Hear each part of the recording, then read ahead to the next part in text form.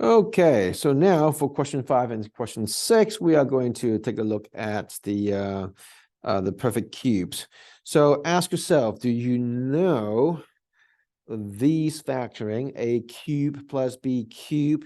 All right, a cube plus b cube is a plus b times a squared minus ab plus b squared.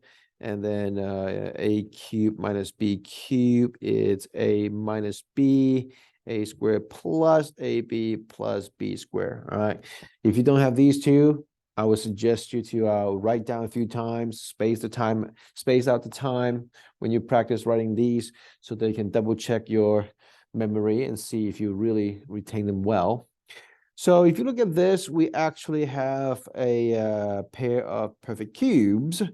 So here we have 3 cubed is 27, m cubed is m cubed, right? So that's actually 3m raised to the third power.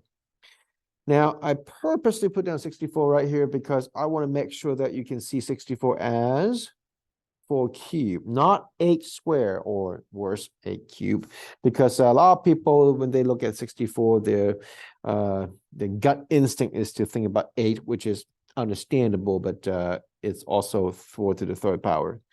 So using the identity that we had earlier, so we say 3m plus 4, and then 9m squared minus 3m times 4 is 12m, and then 16.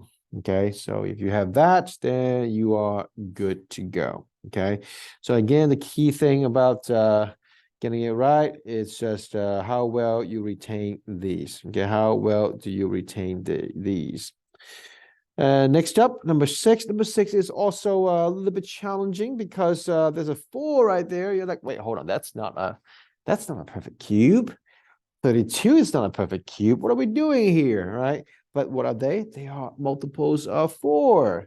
So actually, we can factor out the 4. And let's see what's going to happen when we factor out the 4. Now we have something nice. That is t cubed minus 8. And 8 is 2 cubed.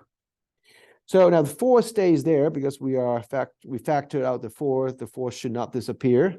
If you made it disappear, then it's on you, okay? It cannot disappear.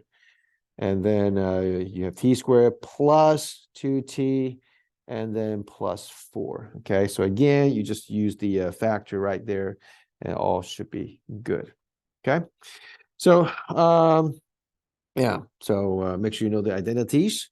And if you are kind of unsure when you have the quiz or test, okay, coming up, what you might consider is that when you get your test or quiz, you just go ahead and write it down straight away. That will work, okay?